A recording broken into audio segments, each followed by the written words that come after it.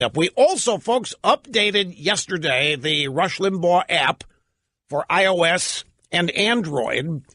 The usual bug fixes and performance updates. We made the app a little snappier. When you release an app, we beta test it before anybody sees it, and we put it through its paces. But when you release it and it goes wide, then you'll learn a lot. And you people are sending us incredible comments about the app. It is valuable. It is heartwarming. It's fascinating. And we are so appreciative. We're getting so much feedback on the Rush Limbaugh app, and so much of it is positive. And so much of it is from people who are grateful that it exists and didn't know we had it. And we've had it for a long time. I just never hyped it. I never promoted it. We recently redesigned it. Folks, it's dope. It is just awesome. And we've added some features like being able on the free side, you don't have to spend any money to get a lot of usage out of the app. You can read transcripts of everything I say, for example, and share them. So you hear something brilliant and you say, gee, I need to remember this so I can tell my friends or my dad or whoever. You don't have to remember it. You go to the app, you find the transcript, and you send it to them. You can share it, email, messages, social media, however you want. In fact, we would urge you to do that. Since we avoid the Twitter sewer for things like this, we would urge you to share, as I actually set up our own miniature social media network in this regard. So anyway, the app was updated yesterday with the usual bug fixes and performance updates that are not enumerated, but it just means it runs a little faster and smoother and snappier. But we also included an increased or increasingly understandable little message there was some confusion when we launched the app over whether it would work on Wi-Fi and or cellular.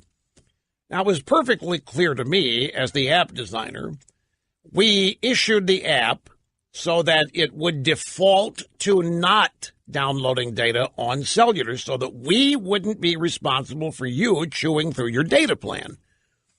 If you're not on Wi-Fi and you're using cellular to download anything, particularly audio or video, but anything, it eats through your data. And we didn't want to be blamed for secretly causing it. So we said you have to turn that on in the settings if you want to be able to use the app on cellular, on your data plan. We've made that a little bit easier to understand now. By adding to it instructions-wise. But it's really not complicated. Just go to the settings portion of the app, and you'll see in the settings where you have the option to download or not download data.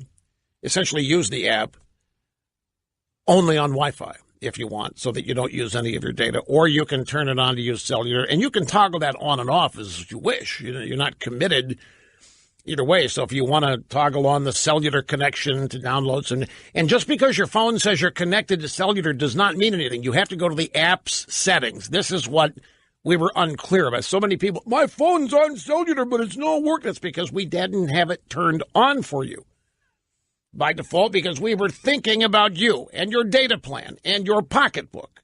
It's your option to use your data plan to download or access data at rushlimbaugh.com. And the app is now available. It should show up automatically in the App Store on your iPhone. I don't know how Android works, but either if it's automatic or not, either device, head to the App Store and you'll see it there.